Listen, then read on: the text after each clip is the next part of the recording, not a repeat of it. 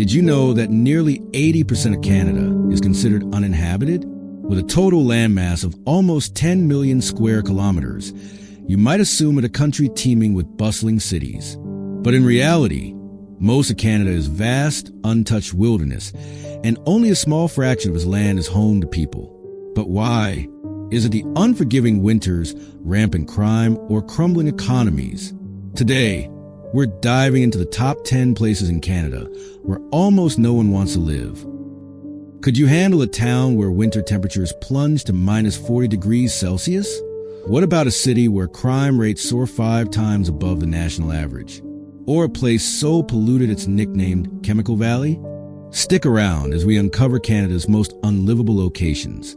You won't believe what's at number 1. Number 10. Dole-Beaumistissini in Quebec. Dole-Beaumistissini may sound like a charming European retreat, but don't be fooled by its elegant name. This town is one of the most economically struggling areas in Quebec. Once a bustling hub for the pulp and paper industry, the town took a devastating hit when the sector started collapsing in the early 2000s. The final nail in the coffin came in 2009 when the region's biggest employer, the Abitibi-Bowater paper mill, shut down, instantly erasing hundreds of jobs. Since then, the local economy has never recovered, and unemployment remains alarmingly high at around 12%, more than double Quebec's average of 5.7%. If you think low job opportunities mean a super affordable cost of living, think again.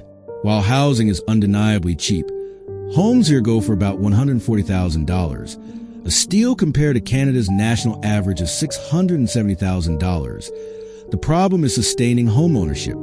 With limited employment options, many young people have no choice but to relocate to Montreal or Quebec City, leaving behind an aging population. In fact, over 40% of residents are 55 or older, meaning the town relies heavily on retirees rather than thriving businesses. And the weather? It's brutal.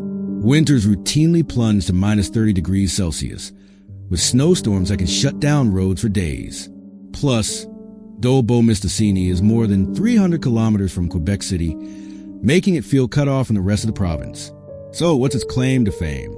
Blueberries. The town hosts an annual blueberry festival, celebrating its vast wild blueberry fields. But let's be honest, most people need more than fruit to keep them in a town with no jobs, limited entertainment, and a shrinking population. Dole-Beaumistissini is slowly fading away, and most Canadians are in no rush to move there. Number 9. Kano, British Columbia. Nestled in British Columbia's Cariboo region, Kano was once a thriving logging town. Today, it's facing an economic crisis due to forestry industry's collapse. The town is grappling with high unemployment, rising crime, and an uncertain future.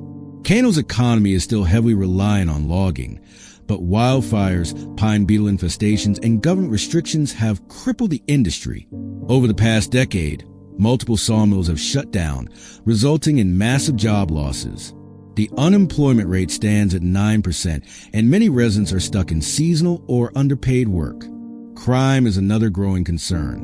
With a CSI of 204, Kano ranks among British Columbia's most dangerous places. Break-ins, drug-related crimes, and violent assaults have surged, largely due to economic hardship. Adding to its troubles, Kano is 2 hours from the nearest major city, Prince George, making it difficult for residents to commute for work. Winters are harsh, with temperatures dipping to minus 30 degrees Celsius and heavy snowfall making daily life challenging. Housing is cheap, averaging around $300,000, but that's mainly because demand is low. Young people are moving away in search of better opportunities. With a shrinking population, rising crime, and a struggling economy, Kano is becoming one of the least appealing places to live in British Columbia. Number 8. Grand Falls, Windsor, Newfoundland and Labrador. Once the pride of Newfoundland, Grand Falls, Windsor was built in 1905 around a massive paper mill. For decades, the town thrived, until everything changed in 2009 when the mill shut down, eliminating thousands of jobs overnight. Since then, the town has been on a steady decline, struggling to reinvent itself.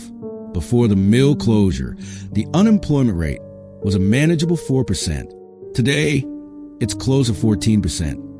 And for younger residents, it's even worse.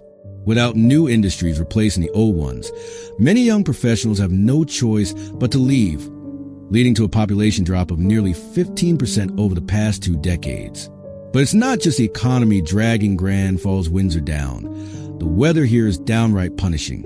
Winters see temperatures plummeting to minus 35 degrees Celsius, with snowfall exceeding 350 centimeters annually. That means long months of icy roads, constant snow removal, and frequent power outages. And what about housing?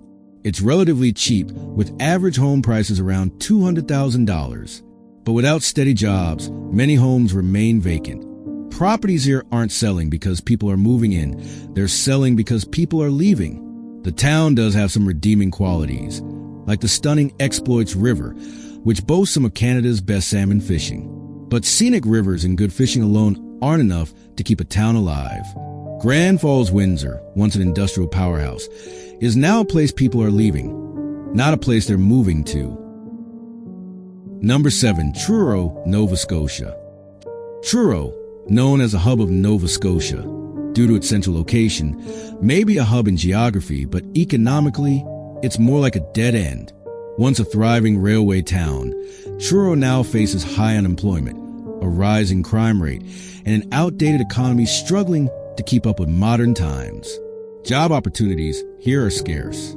The manufacturing industry, once Truro's backbone, has been in decline for years, pushing the unemployment rate to around 12%, nearly double provincial average.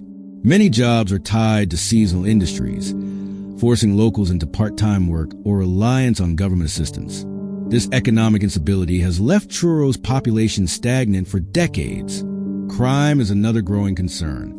Despite having just 12,000 residents, Truro's Crime Severity Index, or CSI, sits at 88, higher than Halifax and well above the national average. Drug-related crimes and theft are rising, making some neighborhoods feel unsafe, especially at night. Housing is relatively affordable. Homes sell for around $250,000, but is it worth it? Property values barely appreciate, making Truro a risky investment. Add to that the town's harsh winters, which see over 300 centimeters of snow annually and temperatures dropping to minus 25 degrees Celsius, and things look even less appealing. The town is also prone to frequent flooding due to its low-lying location, making some areas practically unlivable. With its sluggish economy, increasing crime, and extreme weather, Truro is a town trying to hold on to its past rather than build for the future. Number 6, North Battleford, Saskatchewan. North Battleford may have just 14,000 residents, but it holds the unfortunate title of one of Canada's most dangerous cities. With a CSI of 480, over 5 times the national average, this small city experiences sky-high rates of violent crime, theft, and drug-related offenses. Shockingly, its crime rates exceed those of major urban centers like Toronto and Vancouver. In 2023 alone, North Battleford saw over 2,500 criminal incidents. Even law enforcement officers admit that preventing crime is an ongoing battle. Many residents feel unsafe walking alone at night, and break-ins and robberies are alarmingly common. The economic situation isn't much better. Agriculture and oil once sustained the local economy, but those industries have declined, leaving North Battleford with an unemployment rate of around 9%. Many young professionals flee to Saskatoon or Regina for better opportunities. Housing is affordable, with homes averaging around $220,000, but that affordability comes at a price. Many neighborhoods are run down, businesses are closing, and crime makes investing here a risk. Harsh winters with temperatures plummeting below minus 30 degrees Celsius only add to the town's woes. Between the economic struggles, lack of opportunities, and constant crime, North Battleford isn't exactly an ideal place to settle down. Number 5, Bay Roberts, Newfoundland and Labrador. Ever wanted to experience life stuck in the 1960s? Bay Roberts might be the place for you, but not for the right reasons. This once thriving fishing and shipbuilding hub has been in economic limbo for decades. The unemployment rate is a staggering 15%, nearly 3 times the national average, making job opportunities extremely rare. Winter in Bay Roberts is unforgiving, with an average of 320 centimeters of snowfall annually. Getting anywhere is difficult, as the nearest major city, St. John's, is over 90 kilometers away, and public transportation is nearly non-existent. With a rapidly aging population, over 35% of residents are 60 or older. Young people are fleeing in search of jobs and a more vibrant lifestyle. While the coastline is picturesque and the seafood is fresh, Bay Roberts is slowly becoming a ghost town, with few opportunities for work, entertainment, or modern conveniences.